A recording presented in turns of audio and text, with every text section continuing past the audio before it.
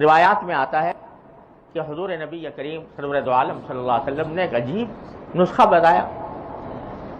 پہلے تو پیشن گوئی فرمائی کہ ایک زمانہ ایسا آنے والا ہے، تو اس میں فرمایا کہ اذا رأیتم دنیا مؤثرۃ، چار چیزیں بیان فرمائیں، چار چیزیں ہونے والی ہیں. نمبر ایک، شحًا مطاعًا وہوًا متبعًا ودنیا مؤثرۃ واعجاب کل ذی رأی برأیہ. چار باتیں فرمائی ہونے والی ہیں. کیا؟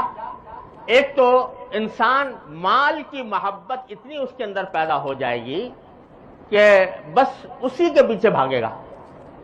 مال کی محبت کا بہت زیادہ ہو جانا اور اسی مال کی محبت کی اطاعت کرنا. مال کی محبت اسے جو کام کرنے کو کہہ رہی وہ کر رہا ہے. وَهَوًا مُتَّبَعًا، دوسرا یہ کہ پیروی خواہشات کی ہو رہی ہے.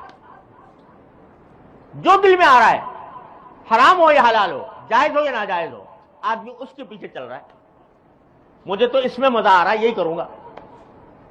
اس سے بحث نہیں کہ حلال ہے یا حرام ہے، جائز ہے یا ناجائز ہے. خواہشات کی پیروی کی جائے گی.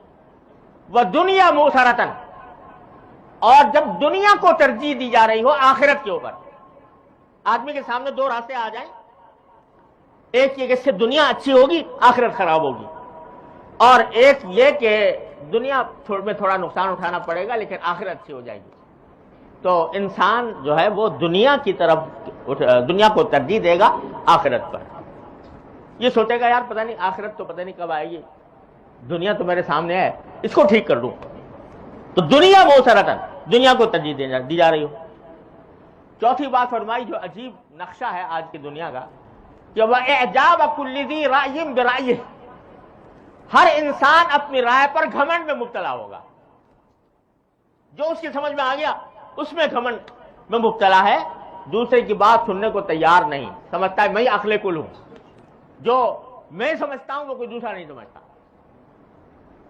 یہ چار باتیں حضور نے فرمایا کہ ہونے والی ہیں. جب ہو تو تم کیا کرو؟ وہ بتایا رسول کریم صلی اللہ علیہ وسلم، اگر یہ ہو فعلیک بخاصۃ نفسک، تو لوگوں کے بارے میں سوچنا چھوڑ دو کہ وہ کہاں جا رہے ہیں. اپنی فکر کرو، اپنی اصلاح کر لو. فعلیک بخاصۃ نفسک ودع عنک امر العامہ، اور عام لوگ جس طرف جا رہے ہیں اس کو اس کی گفتگو بھی کرنے کی ضرورت نہیں تمہیں. ان کو چھوڑو، اپنی اصلاح کرو، اپنی فکر کرو، اپنے حالات کو بہتر بنانے کی کوشش کرو. دع عنک امر العامہ. یہ رسول کریم صلی اللہ علیہ وسلم نے اسی آیت کی تفسیر میں بیان فرمایا کہ اپنی فکر کرو.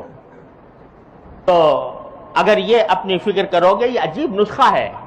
زوال کے حالات میں، انحطاط کے حالات میں انقلاب لانے کا یہ بڑا ہی آسان اور بڑا ہی مؤثر طریقہ ہے. ہر آدمی اپنی اصلاح کر لے. اگر ایک آدمی نے کر لی تو ایک چراغ جل گیا. اور اللہ تعالیٰ کی سنت ہے کہ چراغ سے چراغ جلتا ہے، اور اس طرح پھر رفتہ رفتہ روشنی ہو جاتی ہے ماحول میں. ظلم، اگر ہم صرف یہ باتیں کرتے رہے، دو لوگ یہ کر رہے ہیں، لوگ وہ کر رہے ہیں، لوگوں میں یہ خرابی، لوگوں میں یہ خرابی، تو اس سے سوائے مایوسی پیدا ہونے کے اور کیا حاصل ہے؟